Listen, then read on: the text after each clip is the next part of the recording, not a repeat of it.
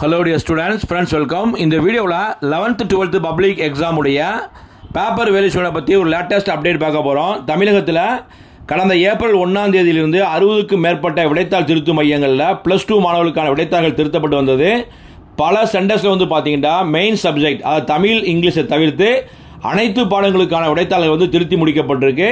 இது ஒரு சில சென்டர்ஸில் வந்து இன்னும் திருத்திக்கிட்டே வருவாங்க. அது இல்லாமல் மோஸ்ட்லி வந்து பார்த்தீங்கன்னா தமிழ் அண்ட் இங்கிலீஷ் மட்டும் மற்ற பாடங்களை விட கூடுதலாக 2 அல்லது 3 நாட்கள் வந்து பேப்பர் வேல்யூஷன் வந்து கரெக்ட் பண்ணுவாங்க. 12க்கு மேக்ஸிமம் வந்து பார்த்தீங்கன்னா 12th உடைய விடைத்தாள்கள்லாம் மெயின் சப்ஜெக்ட்லாம் முடிச்சுட்டாங்க. ஸோ ரிசல்ட்ஸ் தான் உங்களுக்கு பாக்கி. இப்போ அன்னன்னைக்கு பேப்பர் வேல்யூஷன் கேம்பில் வந்து பார்த்தீங்கன்னா விடைத்தாள் திருத்தும் போது ஆன்லைனில் உடனுக்குடன் வந்து அப்டேட் வந்து கொடுத்துக்கிட்டே வருவாங்க. ஸோ அந்த மாணவர்களுக்கு வந்து மே 6ஆம் தேதி வந்து ரிசல்ட்ஸ் வந்து பப்ளிஷ் பண்ண போகிறாங்க. ஸோ மோஸ்ட்லி வந்து பார்த்தீங்கன்னா முக்கியமான படங்களுக்கான விடைத்தாள்கள் திருத்தி முடிக்கப்பட்டிருக்கு. ஒவ்வொரு சென்டர்ஸ்லையுமே வந்து கொஞ்சம் வேரியேஷன் ஆகும். தமிழகத்தில் 60 சென்டர்ஸ்லையுமே வந்து ஒரே மாதிரியே எல்லா சப்ஜெக்ட்டையும் முடிக்க மாட்டாங்க.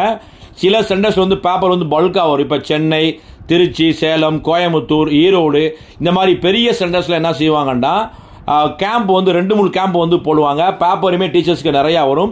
ஸோ அங்கே வந்து பார்த்தீங்கன்னா 1 நாட்கள் 2 நாட்கள் வந்து மற்ற டிஸ்ட்ரிக்ட் சென்டர்ஸை விட அதிகமாக வேல்யூஷன் டேட் வந்து தள்ளி போகும். ஆனால் மோஸ்ட்லி வந்து பார்த்தீங்கன்னா மெயின் சப்ஜெக்ட்லாம் முடிச்சிட்டாங்க. 11க்கு வரக்கூடிய திங்கட்கிழமை ஏப்ரல் 15ஆம் தேதி சிஇஎஸ்ஓக்களுடைய பேப்பர் வேல்யூஷன் வந்து ஸ்டார்ட் பண்ண போகிறாங்க. ஏன்னா இன்னைக்கு வந்து அனைத்து டீச்சர்ஸுக்குமே வந்து பார்த்தீங்கன்னா எலெக்ஷன் ட்ரைனிங் இருந்தனால வர திங்கட்கிழமை 11th மாணவருடைய சிஇஎஸ்ஓக்களுடைய ஃபர்ஸ்ட் டே வந்து பேப்பர் கரெக்ஷன் போக போகுது. அதைத் தொடர்ந்து அனைத்து ஆசிரியர்களுமே வந்து 11th மாணவருடைய விடைத்தாள் திருத்துவாங்க.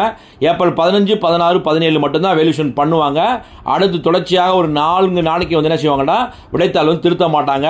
திருப்பி ஏப்ரல் 22ஆம் தேதியிலிருந்து மீண்டும் என்ன செய்வாங்கன்னா 11th உடைய ஸ்கிரிப்டை வந்து திருத்த ஆரம்பிச்சிருவாங்க. ஸோ 12க்கு வந்து இந்த ஆண்டு நம்ம எதிர்பார்த்த ரிசல்ட்ஸ் கண்டிப்பாக வரும். கடந்த ஆண்டை விட ஃபெயிலியர்ஸ் வந்து மோஸ்ட்லி வந்து குறைவாக வர வாய்ப்புகள் இருக்குது.